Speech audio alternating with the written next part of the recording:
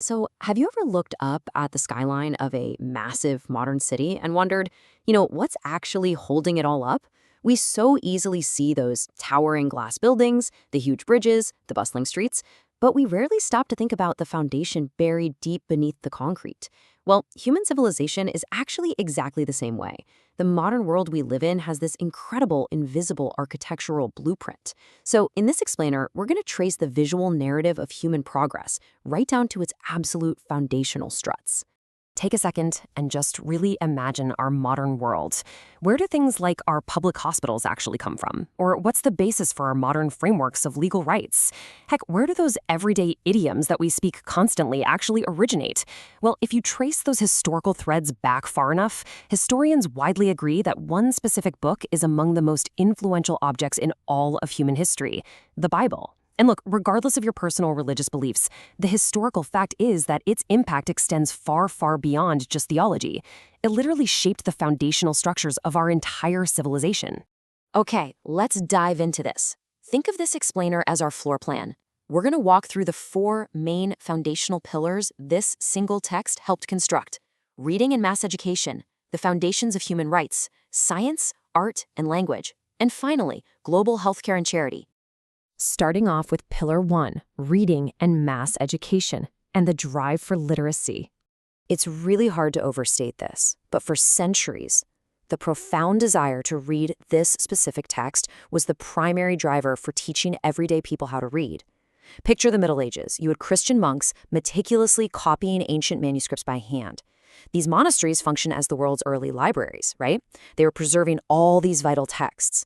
But then, jump to the 1450s, and Johannes Gutenberg invents the movable type printing press. Now, his specific goal? To mass produce the Bible.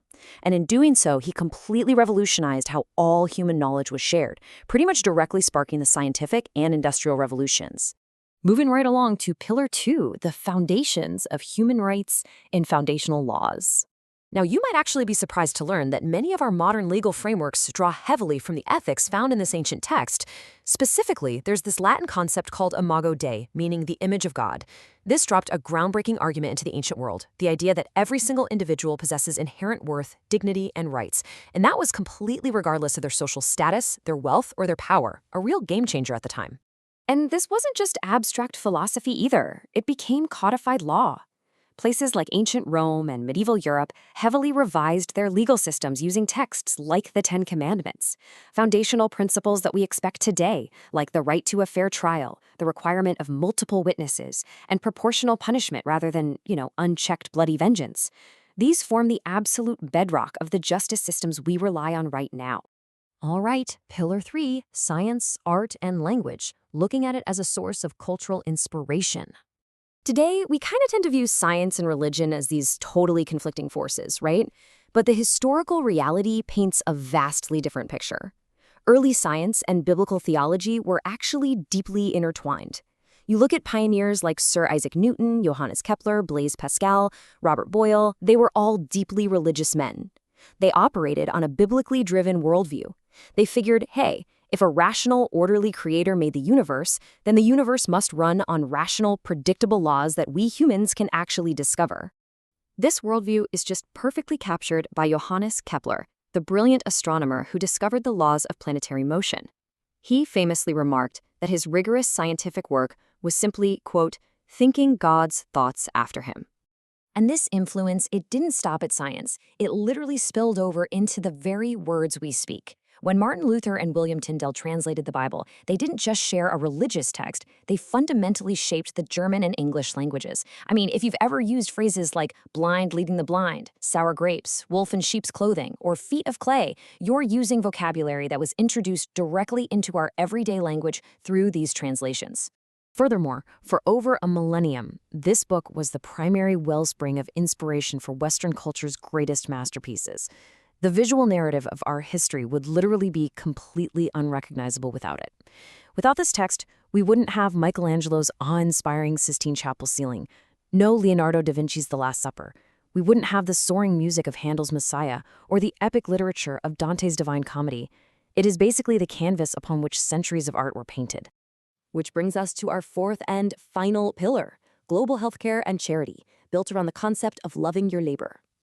The historical cause and effect here is just profound. The very concept of a public hospital, that was born during the Roman Empire, when early Christians started building what they called xenodochia, which were essentially houses to heal the sick and harbor strangers.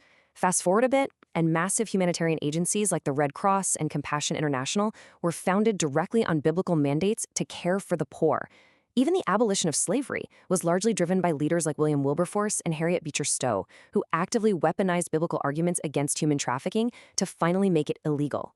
So to pull all of this together, the historical footprint is simply undeniable. From acting as the primary catalyst for inventing the printing press, to providing the moral and philosophical framework for human rights, to inspiring the launch of universal charity and public health care, look, regardless of any personal belief or skepticism, objectively speaking, this historical artifact has fundamentally structured modern civilization.